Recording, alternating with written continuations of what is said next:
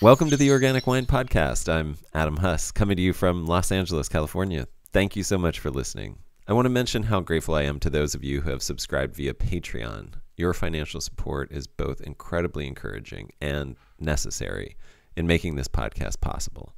If you value this podcast and would like to support it, you can subscribe as well, and I'll include a link to our Patreon in the show notes. But also, a simple review with one positive word and 5 stars on the app that you use to listen is extremely helpful in getting the word out and helping the ideas that we discuss here filter out into the world of ideas through those algorithmic gatekeepers. It takes less than a minute to leave a review, but the impact is immense. So it may be one of the most efficient ways to do something ecologically beneficial this year. And I really thank you for doing that. The sponsor for this episode is Centralis Wines. Centralis is an ecological winery that I started to realize my vision of a wine world in which humans are the students and servants of the non-human world, regenerating and protecting the vitality of ecosystems and promoting the diversity of life through wines that uniquely and deliciously reflect local abundance. You can learn more, sign up for the wine club or email list, and buy wines at centraliswine.com. That's CENTRALAS wine.com. My guest for this episode is Randall Grahm. If you haven't heard of him, Randall was New California about 20 years before the wave of New California winemakers. Young winemakers now who have never heard of him are just quote-unquote discovering and trying things that he did in the 1990s. Alternative packaging? Randall was one of the first advocates in America for the screw cap and staged the funeral for the cork at Grand Central Station in New York City in 2002. This elaborate event included a Buick hearse, a casket with a full-size corpse made of corks, and a eulogy by Jancis Robinson. Alternative and obscure grape varieties in the U.S.? Randall was the original Rhone Ranger and appeared on the cover of Wine Spectator dressed as the Lone Ranger with a horse in 1989. With his winery Bonny Doon, he helped introduce and popularize the Rhone varieties of grapes that we take for granted now. At its height, Bonny Doon was one of the largest wineries in America. In 1991, an asteroid was named Rhone Ranger in his honor. In addition to crafting some other big brands like Big House Red and Cardinal Zin, he continues to promote obscure and overlooked grape varieties, as you'll hear in this interview. Randall was an early proponent of ingredient labeling on wine bottles, which I'm a big proponent of as well. And he was a big proponent and early proponent of biodynamic farming. In 1994, he was proclaimed the Wine and Spirits Professional of the Year by the James Beard Foundation, and in 2010, the Culinary Institute of America inducted him into the Vintners Hall of Fame. In addition to being a very entertaining disruptor for the wine industry, Randall is an incredibly thoughtful winemaker and writer, and one of his guiding principles has been the pursuit of terroir. In this interview, we dig into terroir and wines of place, attempting to determine if it is actually a helpful or beneficial concept, or if it is even real. Randall explains how he is testing a few new theories about terroir at his estate vineyard project Popelouchum in San Juan Bautista, where he's growing myriad varieties of grapes, many from seed. And we discuss his partnership with Gallo on the Language of Yes project. I hope this will make you want to learn more about Randall Grahm. Enjoy. Randall, welcome. Thanks so much for doing this. My pleasure, Adam. Randall, it's a real pleasure in the sense that you're one of those people who I feel like it's really appropriate to say you've probably forgotten more than I'll ever know about wine. I got a late start and realized I loved it way too late in life to catch up to the amazing things that you're doing. It's funny how things that I embarked upon thinking that I was doing, just following my own ideals, it sounds like things that you've done. Ingredients labeling being one of those things where I'm, sort of built my wine brand on transparency and ingredients labeling and just being like radically honest about that to avoid things like natural washing. And this is something you've been promoting for quite a while. And I'm sure there's many other things like that. But rather than have you, talk about your whole biography, I'm sure it'll come up as we talk, and we'll get to some of the stuff that you're more recently working on. I kind of want to jump into just some big ideas that I think influence what you do and have been doing. specifically terroir. And I maybe just because this is the organic wine podcast, I'll just start by asking how important to terroir is this idea of uh, how do I put it? Growing without sprays or irrigation. Well, that's sort of a minimum. That would be a minimum. I mean, terroir is this magical quality that exists in some wines to a greater extent. It's really a continuum, maybe not so much an absolute yay or nay, but there's a continuum really of the level of intervention of the winemaker or the vineyardist to drive a certain outcome, and then there's sort of the personality, the will of the land itself, or the um, quality or the character of the land that asserts itself to a greater or lesser extent. So it's really kind of a dynamic tension between the wine maker or the wine grower and the place where the grapes are grown. Yeah, I was actually that was a question I had for you, which was, to what extent do you see human culture being part of terroir? And how do you draw that line too, Yeah, once you go down that path? it's a moving target, I think, and it's a paradox because you can define terroir in a sense as that which is eternal, that it exists above and beyond the touch of a human being, that which the human being doesn't is not a part of. On the other hand, the human being is definitely a part of it. The human being is the discoverer, the amplifier, the champion of terroir Hmm. to the extent that he or she understands it. Is there any concern that it stems from a sense of separation from nature? Because I have this sense that sometimes terroir is spoken of in the same way. The ideas are in a way similar to the idea of natural wine, in that it always sounds good, but when you look at it closely, it becomes sort of meaningless because wine doesn't exist outside of human culture. And then you have this attempt of both of these terms to sort of remove humans from this experience and sort of talk about it as this objective thing that we just merely can stand in the way of at worst, or stand out of the way of at best. And to me, I feel like our disconnect from nature is a big ecological issue. I mean, it has a lot of downstream negative effects, and I worry that terroir might have that implication as well in the minds of many people. Can you talk about that at all? Well, again, I got kind of a paradox. I mean, terroir is, I mean, that element of the natural. I mean, it's the imprint of the soil or the imprint of the site, which is the natural world. And in other words, it gives an element to a wine that would otherwise be cerebral and really just the hand of the winemaker. A technical wine. You know, you can tell the difference between a wine that is made and a wine that is sort of cultivated, if you will. Whereas the wine, when the winemaker determines, has the strong stylistic hand on the scale, that's one style of wine. And at a certain, those wines could be flawless, they could be technically correct, but they're often lacking in soul. That's not a very scientific term, of course. Um, but Yeah. wines of place have, the way I think about it, and maybe this is a fuzzy concept, as most of my concepts are, as kind of, I think of terroir as a dimensionality that a wine might possess that would otherwise be lacking, and that's kind of my critique of many New World wines, is they lack this kind of dimensionality, um, and the dimensionality I think comes from the imprint of the soil. If there's a strong quality of the site itself.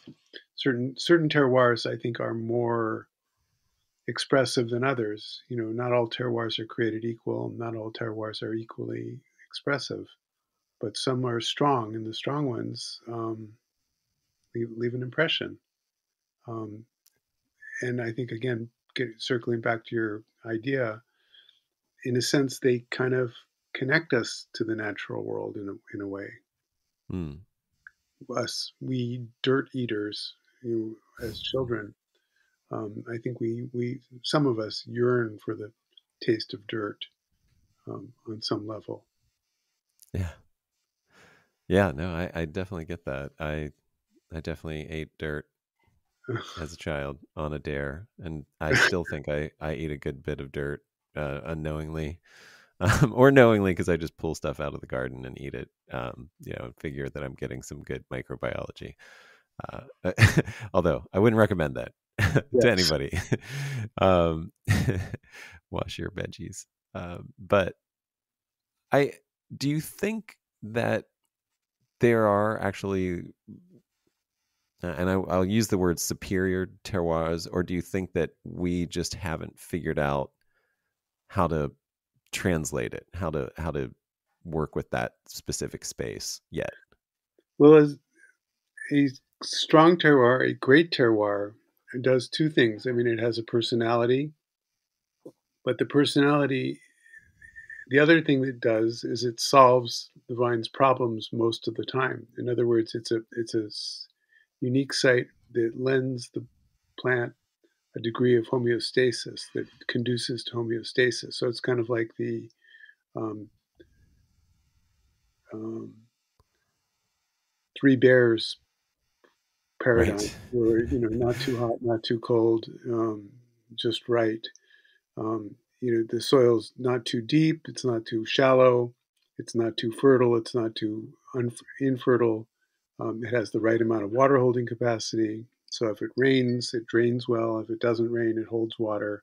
It's kind of this one size fits, well, not one size fits all, but this soil that, or this profile that, as I said, conduces to homeostasis most of the time,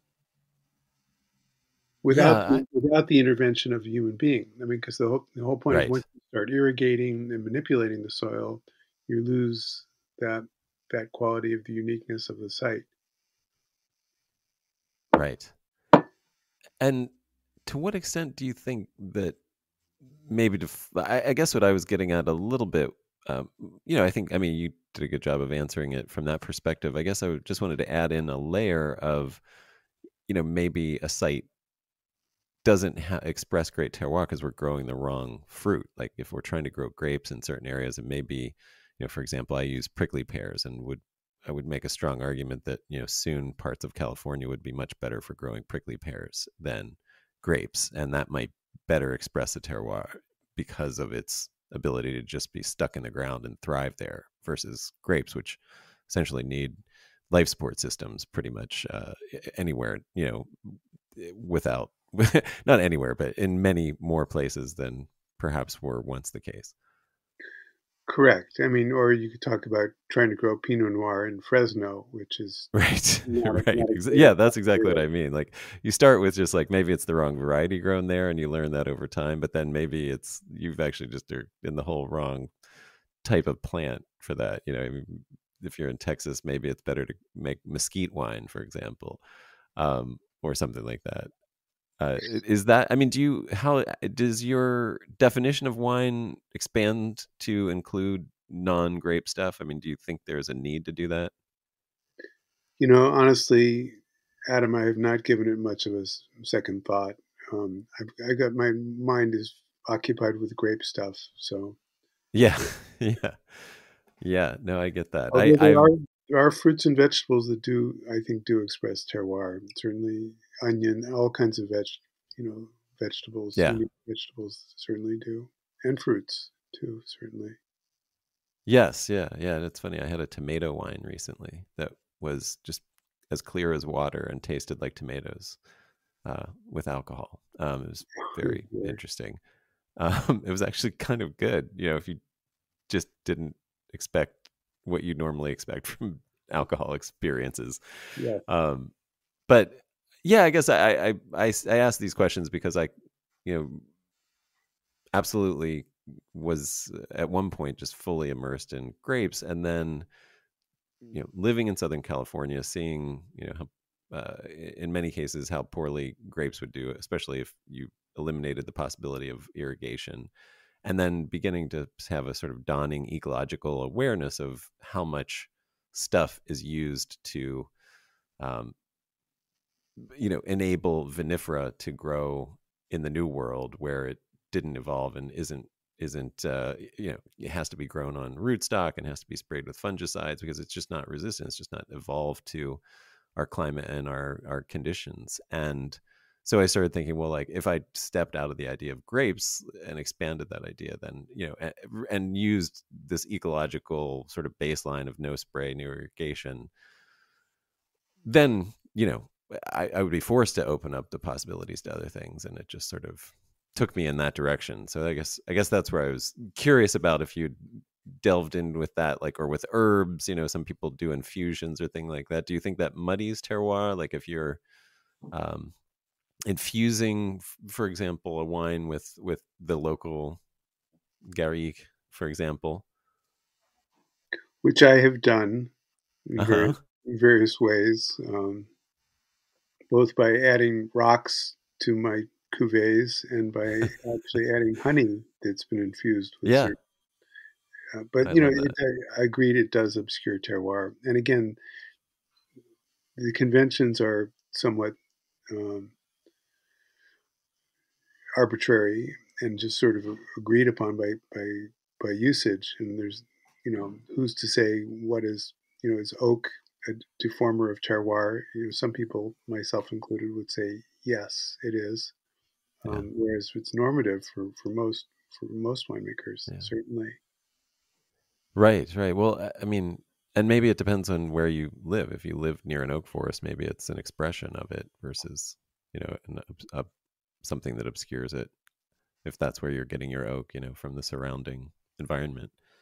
Um, but I guess maybe that leads me to another thing that will sort of give us an opportunity to talk about something that you're up to, which is in the concept of terroir. How important is diversity, both in genetics and biology, in a vineyard to that idea? And I and think how what have you been learning about that? it's absolutely crucial. It's absolutely crucial from an ecological standpoint, but also from an aesthetic standpoint. Um, if you want to create a sense of movement in a wine or play in a wine, those are pretty abstract ideas. Um, I mean, one of the things is or this kind of shimmery effect, if you will, you have to be careful not to create flavors that are so dominant and monochromatic. You want to create this kind of um, movement, if you will, of color or flavor. And I think one of the ways you can achieve that is through small differences in um, flavor components, which probably can be achieved through differences in biotypes or clones. You certainly don't want a single monoclonal vineyard to express terroir.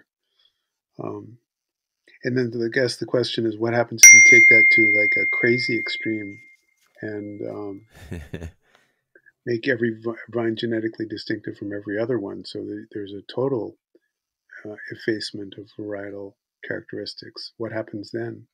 So either something really interesting happens or it doesn't, and I'm going to find out in about 4 or 5 years, maybe 6 or 7 years. But I'm going to get to the bottom of it. Can you talk about how you're doing that? What you're doing to get to the bottom of it? Well, I'm sort of playing a bit of a mind game, which is to say, if you wanted to express purely terroir, how would you go about doing it? It's not obvious how you would do it. The first question is, what do you plant? Do you plant grapes? I guess to your point, do you plant grapes or do you plant something else? And if you plant grapes, well, which variety do you plant? So the idea is, whatever you think you're going to grow, there's probably something that's a better fit for your site than what you've thought of. So you're not going to get it exactly right.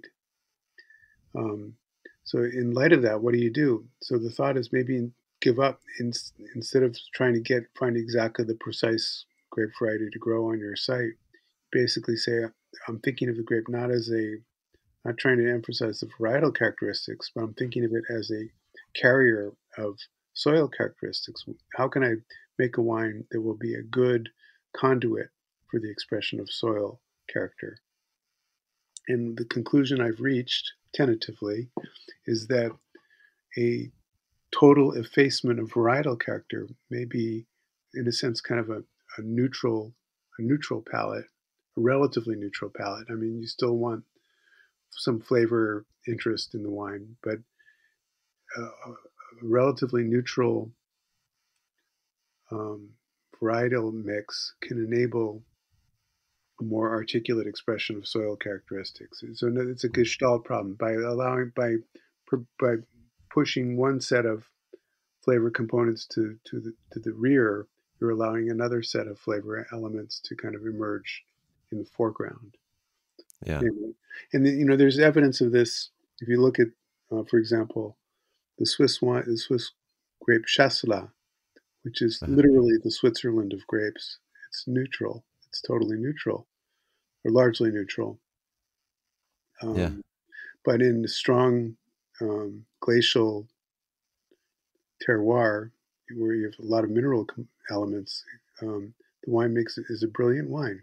You've got Listan Negro in the Canary Islands, grown on volcanic soils. Again, miserable grape on its own, fairly neutral, but in strong, allowed to express strong soil characteristics, it makes a totally brilliant wine.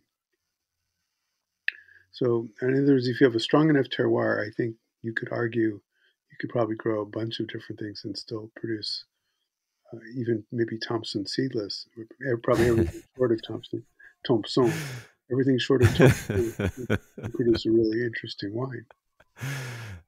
So, that's great. Yeah, that we would have to change its name to something French, right? Um, well, I mean, you say, that monoclonal. I mean, the challenge to this idea of avoiding monoclonal as a way to express terroir is somewhere like Burgundy, where it seems like it's the epicenter for terroir, and it comes down to like single clone of single Noir species, in Well, a It's not though. The great vineyards in Burgundy are multiple clones, and they're planted through selection massale. So they definitely avoid monoclonal plantings. okay. Monoclonal plantings were done in the 70s and 80s to disastrous result. They've kind of And come back to selection massale. but you're taking even this much further than multi clones. You're planting from seed, if I'm not mistaken. Is that correct? Correct. Correct. Yes. And not specific crosses, not interspecific crosses, but just the seeds that would form from the clusters of a what's the word I'm looking for? Um, wow, what is the word? The all I can think of is hetero and homo. Um, Oh, well, you know, in fact, Adam, I'm doing two different things. I'm doing self crosses, which are, well, as the name suggests, the plant pollinates itself, and those are right. sort of similar to the parent variety. But the other thing I'm doing for the larger terroir expression, I'm actually crossing two distinctive lineages. So it's actually deliberate pollination. So there's Got it. each plant is different genetically. They have the same parents, but they're all siblings of one another. They're not identical. They're related. So are you conducting this in a way like a traditional grape breeding vineyard would do, where you are starting seeds in pots and then transferring them to the vineyard at high density and waiting for them to exhibit characteristics like whether they actually produce fruit and things like that, and then weeding out the ones that are failures?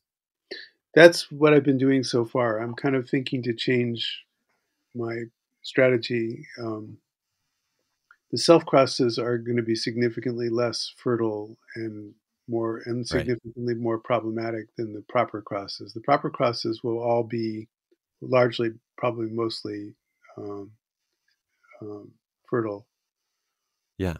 or fruitful.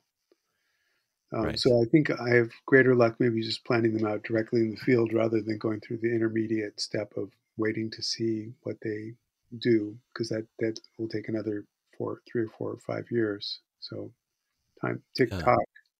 Um, I kind of get the show on the road.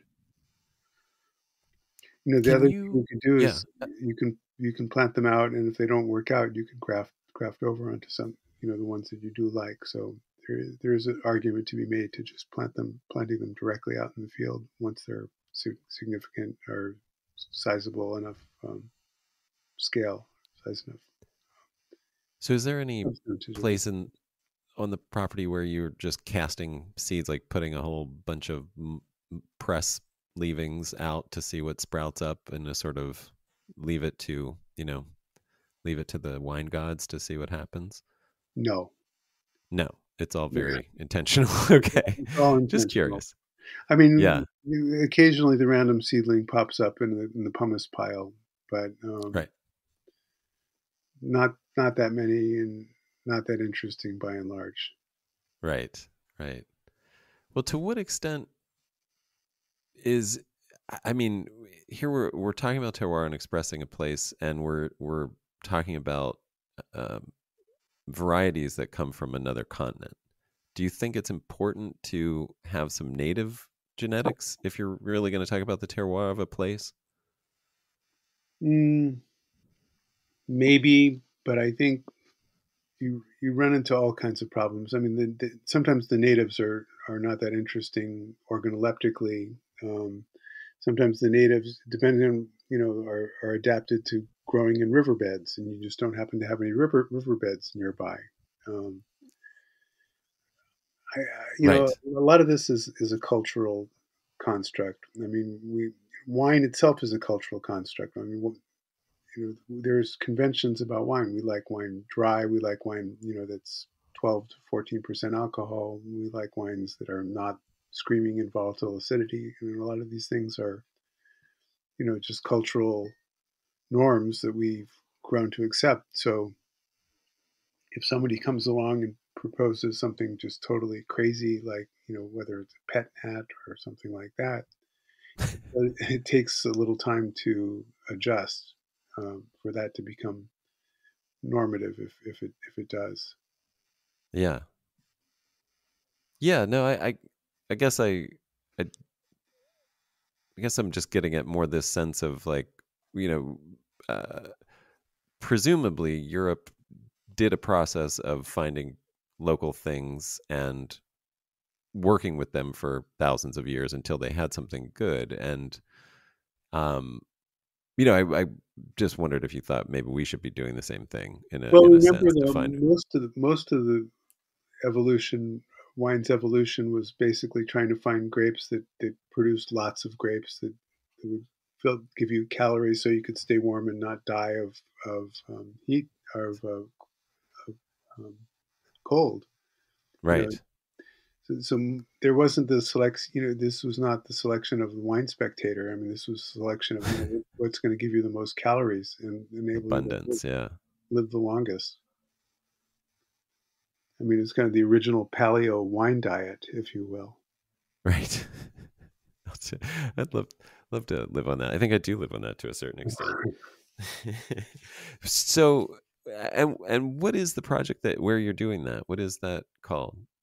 The name of the vineyard is called Popelouchum, and it's That is in Popelouchum. Okay. San Juan Bautista, which is a tiny little town in San Benito County, known for its beautiful mission and sort of the earthquake epicenter. I mean, the property itself is bounded by the San Andreas Fault on one side, so All right. it's quite exciting. Does that make those soils very diverse, like in Exactly, small areas? Yeah. exactly. So we have a very extremely heterogeneous selection of soil types, including, some really interesting ones and some less interesting ones. But I had a geologist come out. We were at one point thinking to apply for um, a viticultural appellation. I forget what they're called in California. Oh yeah. Like an AVA. AVA. And the geologist said, I've processed a bunch of these applications, or I've submitted a bunch of these applications.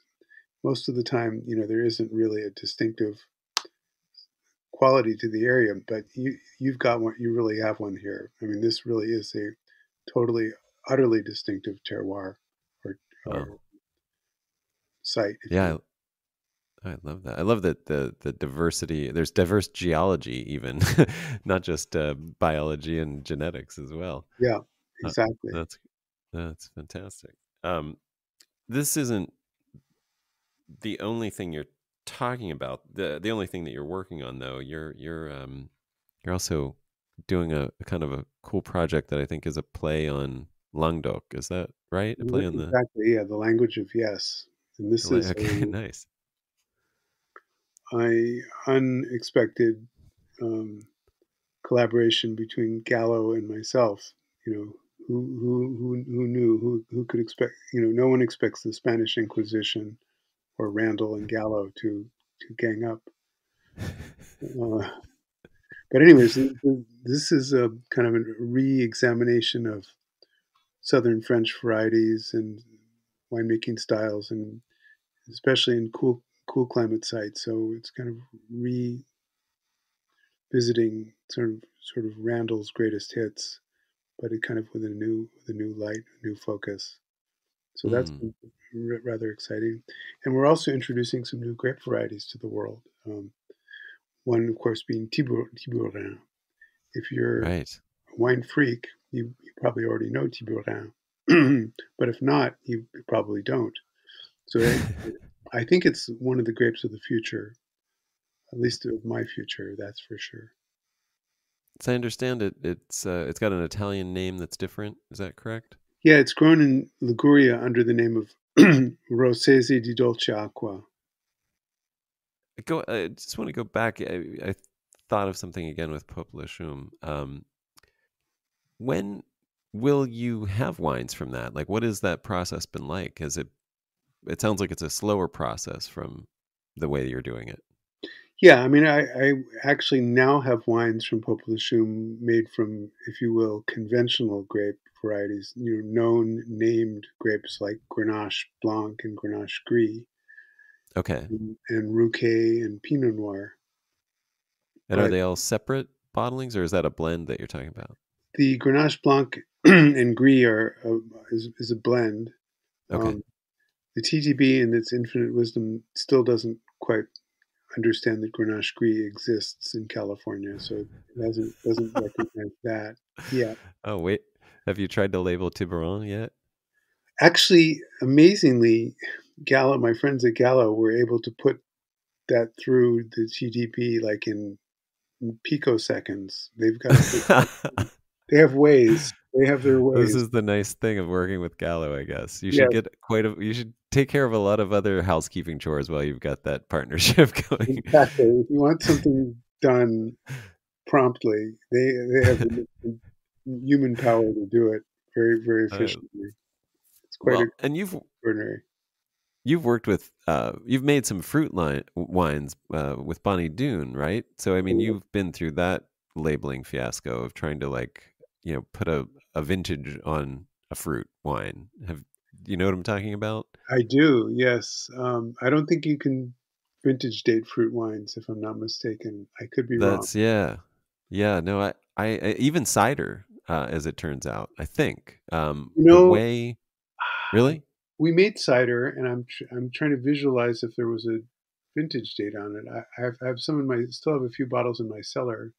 I'll go and look, but for the life of me, I can't recall whether we were able to vintage date it or not.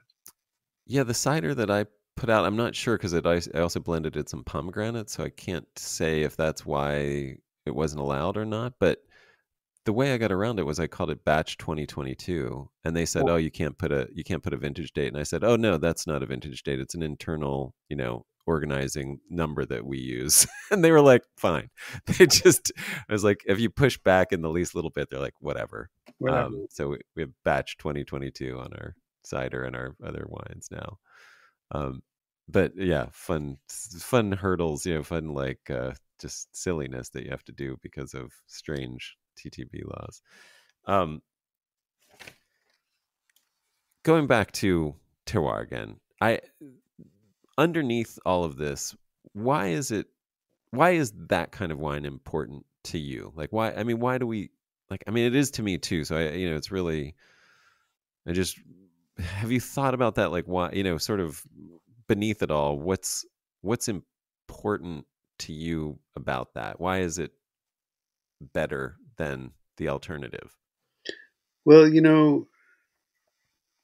maybe this is a little disingenuous on my part, maybe not, but when you're a winemaker, most of your young winemaker in the new world, most of your time is spent trying to figure out how to make killer wine. And, Yeah. what can you do? How can you make it better? How can you show the world how clever you are? And when you make a wine that's respectful of place, you really have it really is humbling. When you talk to a French winemaker and they say you compliment them on what a brilliant winemaker they are, they say, no, no, it's not me, it's the site that makes the wine. And they truly believe it. They truly, truly believe it. And that's what I aspire to do in California is have a site that basically has enough intrinsic intelligence itself that it doesn't require me to do the heavy lifting to make an exceptional wine.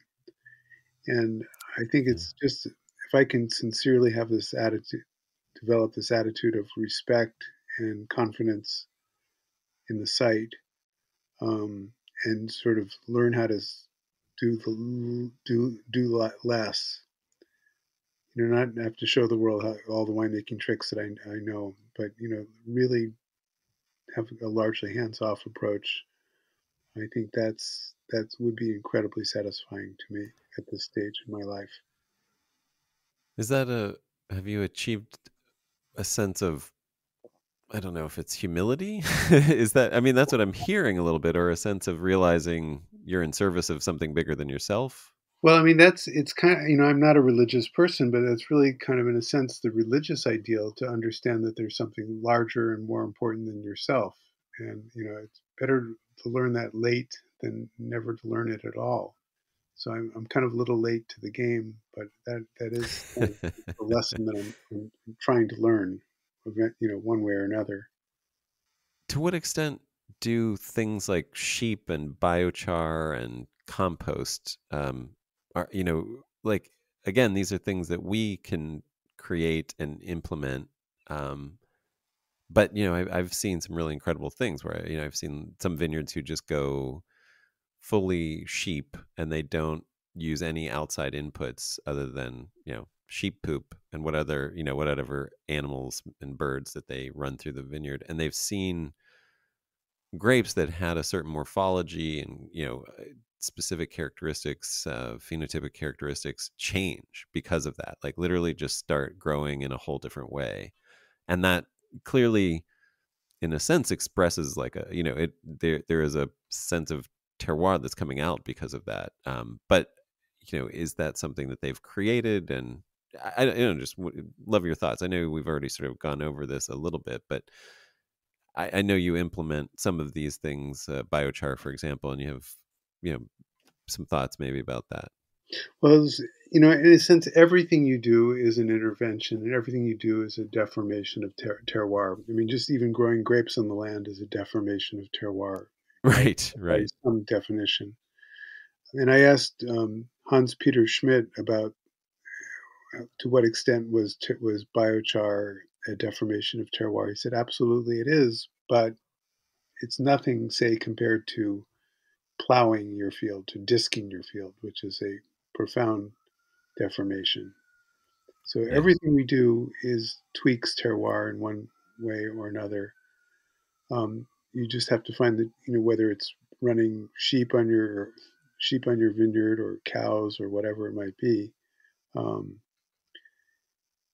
but the question is, how intrusive is it? Is it in service of a larger ideal, and does it ultimately make the wine more interesting and make the wine more sustainable? So, in other words, for example, if you perform one intervention like allowing sheep on your vineyard, and in so doing, you avoid the need to acidulate, you avoid the need to use pesticides, you avoid the need to, God only knows to fertilize or whatever else, um, Hmm. and then that intervention that you've made is rather a benign one and a useful one and a defensible one, most certainly. I mean, Interesting. Yeah. I don't know. There's a court that will rule you out of bounds for using sheep. Yeah, yeah. No, I guess it's kind of like I guess I was going for a perspective. I feel like I tend to think a little differently than that, in that I feel like I wouldn't even want to use the term like it deforms terroir, because I just feel like human culture is so integrated. Like again, going back to that idea of our separation being sort of like an illusion.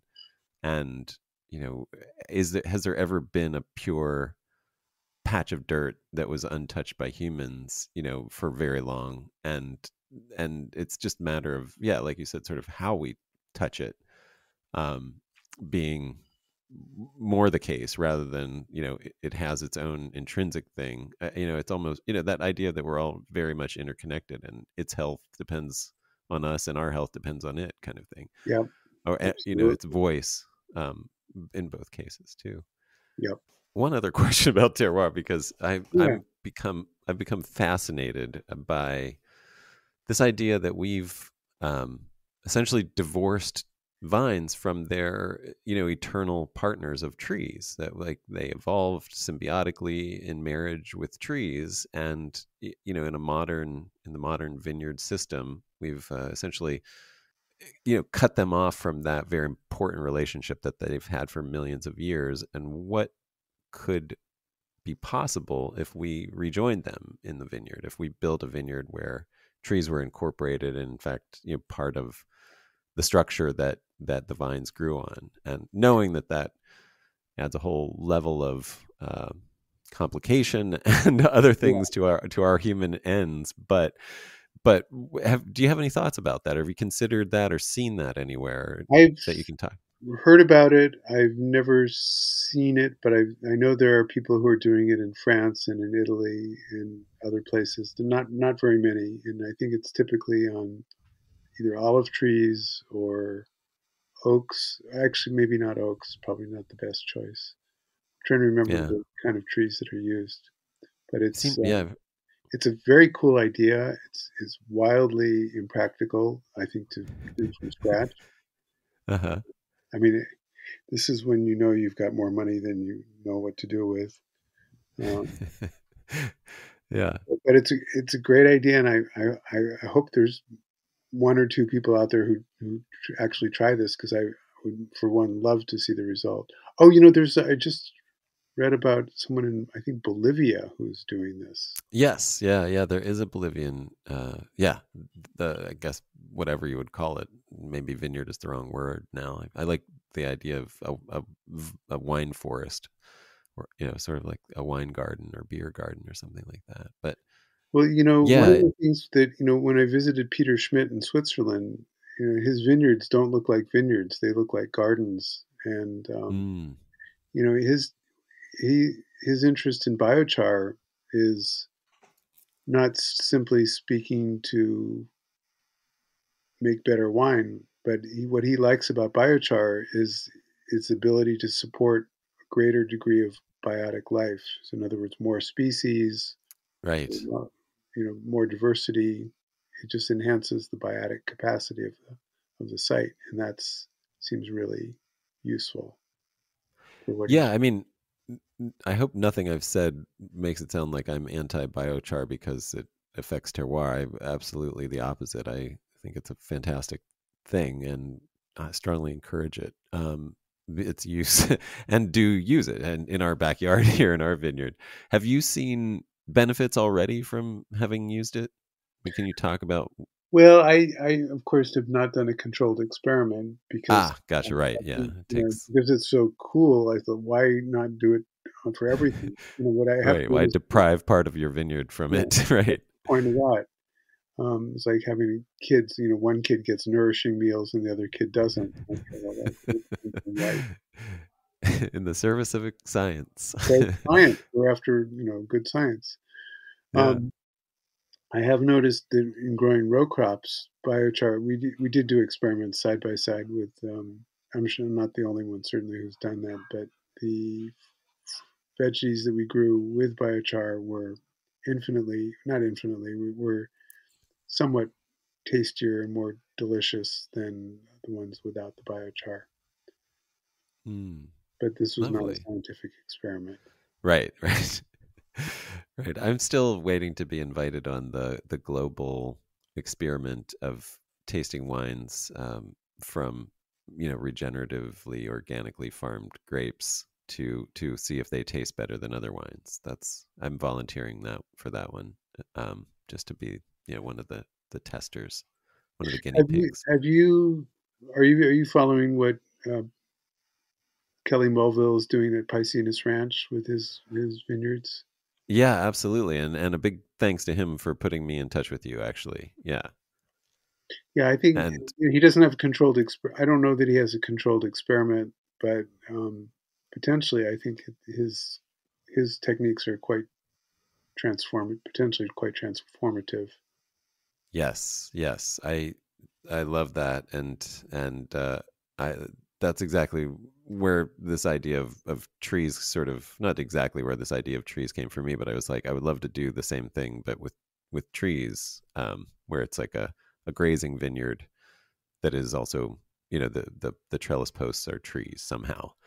Well, Um, the question is, what tree is going to support the greatest degree of microbial life for the grapevine? I mean, are there trees that support symbiotic mycorrhizae for grapes Right. better Yeah. than others? I mean, that's the great question. I think I mean my thought is to do a different tree in each row. I've heard from some people there's a guy who's not really a viticulturalist, but he's doing it in the Midwest because he's a polyculture permaculturist, and he's had mulberries.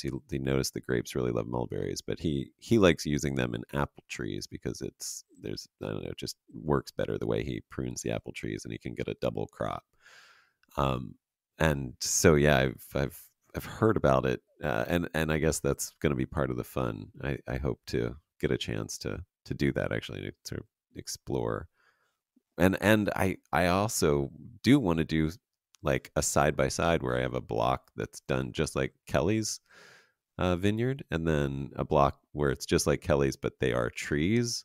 And this would be for science. So it would be, done the same way in every other way, same grapes, and then made wine, picked at the same time, made wine the same way, and then do a taste test to see if there is that difference that I think, I don't know, it just seems, that's my hypothesis, is like if we rejoin the vine to its ancient partner, there might be some benefits in the soil and in other ways that we can't understand yet. Yeah. um so I'd love to be the person to check that out. Whatever tree you use, make sure not to use a eucalyptus tree because Yes, talk about yes, or deformation of you end up with Martha's Vineyard, Heights Martha's Vineyard, which may not be the worst thing, but it does change the wine significantly. That's funny. Didn't that one just get like 100 points? The wine made from that. I'm sure. Yeah.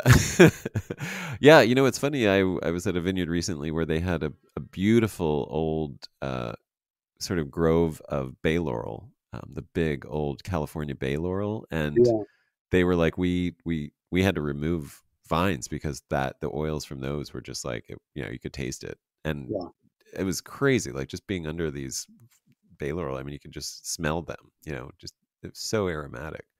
Similarly, yeah. um, yeah, this I mean I want, with California, I'd probably be doing something like fig and pomegranate or something like that, where it's, very drought tolerant and kind of thrives on adversity, because um yeah, I mean, otherwise it's, most of the landscape, you don't really see trees unless you are in a river bottom here. So it's like, I don't want to create an irrigation system by planting like a maple, for example, or willow Willow. on a California hillside. Well, I want to go back to sort of wrap up with the winemaking that you're doing at the Language of Yes. Can you just talk a little bit about that? I'd love to, just let people know about it, but also just hear how that all developed and why you're doing that. I'm doing it for fun and profit. Um, like I don't have enough projects to do, but it's fun and interesting. And Yeah, I think I still have something left unsaid about these grapes that I've been working with for so long. So it's an opportunity to, and it's an opportunity to work as a member of a team, which is certainly a very unique team, unlike one that I've ever experienced before. And as I mentioned earlier, it's an opportunity to work with some new grape varieties and develop new varieties. Gallo has resources, if nothing else, that yeah, an incredible research arm, research capacity. So well beyond what I could achieve myself. So we were able to study, do clonal trials and varietal trials and analytic trials that would otherwise not be possible. mm. And as I said, I want to make the world safe for Tiburon, um, among other, Yeah. and Senso, of course. Um, Well, almost more important, and I should say it's I as I understand, you are farming Popelouchum, uh, organically not certified. Is that Correct. correct? That is correct. Yeah. Um, and then the Rancho Real, is that what it is? Rancho Real? Mr. Real, yes. That one you are not. I mean, it's a Gallo farmed vineyard, but you're helping push them in that direction, as I understand. That is correct. Exactly. Yes. Um, can you talk about? I mean, since you're bringing up Tiburon, I mean, my opinion, living in Los Angeles, is that there is not only like an openness, but like a thirst for new and different and you know unheard of grapes as well as other things. Is that are you experiencing that at all? Well, I live in a bubble, so my world is definitely a world of oddball grape varieties. I mean, when somebody pours me a Cabernet, I think, what an interesting exotic grape this is. Maybe this grape has potential. I mean, it truly seems exotic. Or Chardonnay, my God, that's like the most exotic Because grape it's I've so ever. seldom, you mean that It's you so seldom. actually. Yeah. That's funny. Yeah. Well, I mean, have you? Is it hard then to talk about California generally? What you've seen in terms of where California is now? What I don't can you know. I talk? mean, I don't know what young people. I mean, Yeah. I don't know what young people are drinking these days. I know they're drinking cocktails and crazy wines. I mean, the problem with with the novelty. I mean, I love novelty as much as the next person. The problem with novelty is that it becomes an addiction, and from Mm, a brand building standpoint, it's hard to build upon something if all everyone wants is something new. So as wonderful as your product might be, they'll say, "Oh yeah, that was nice. What's the yeah. next thing? What's the very next?" Right. So to Yeah. that extent, I mean, if you want to build a brand, as some of us still old fashioned folks do, you do need something, this odd concept called brand loyalty. And I think that only emerges with a population of people who are interested in delving deeper into what you're doing. So in other words, it's not a one-off. They want to know more about what you're doing. They want to touch it, taste it, visit it, and follow its Yeah. evolution. I mean, that's what makes, I think, my project interesting, because it's going to be constantly changing. For as long as I live, it's going to continue to grow and evolve. So I want people to be around, have an interest in sticking around for the sequel to see what happens next. Yeah. Yeah, that's a really good point. It is very difficult to chase novelty, especially in a um, in a I guess a creative field that's tied to the natural rhythms, which aren't as fast as appetites. Yeah, Um, yeah, it's yeah, and it does become that thing of, and I think you're right about that addiction to novelty. Well, what is the best way people could get to know your brand better and find out more and taste what you're doing? Well, in the Language of Yes side of things, they can go to the Language of Yes website and sign up for the newsletter or just check things out on the site and get the periodic letters, screeds that I write. And then ditto the Popelouchum website. Send me a note if you're interested in visiting Popelouchum. I can arrange that quite often. I mean, Yeah, again, I will. it's a work in progress. It's not, there isn't a winery on site, so it's Yeah, you rudimentary. have to be interested in vines and that process, right? And yes, correct, and be able to tough it out a little bit. And we don't have a lot of amenities. We have one bathroom, which is about 800 feet away from everything, or 1,200 feet away from everything else. So Okay. Great. All right. This is BYOT, bring your own toilet paper. yeah, Um, something like that. You just watch the poison oak. Just be careful of the poison oak, is the only advice I would give. Got it. That is hilarious. I was just talking about that today. Yeah, learning how to learn what's poison oak by the hard way, by choosing it as toilet paper. That's the hardest way of all. That's uh, well, great. Well, thank you so much, Randall. It's really just a pleasure to talk to you, and I really appreciate you sharing your thoughts about all this. It's fun to pick your brain, and yeah, it's just a real pleasure. Thank you. my pleasure, Adam. No problem. Anytime.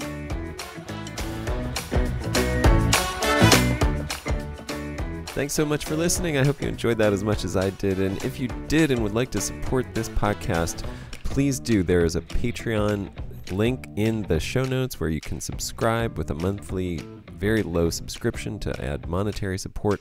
Or please subscribe on your feed, wherever you listen to this podcast. Subscribe and follow this podcast so that you will automatically download it when each new episode comes out. That's one of the few metrics that we can measure to see the support and listenership of this. And otherwise, if you're already listening, subscribe, supporting, whatever, just a long-time listener, haven't done anything, please do a review. If you would, any positive review with 5 stars and a nice word is fantastic and helpful, and really improves the algorithmic performance of this podcast. So thank you so much.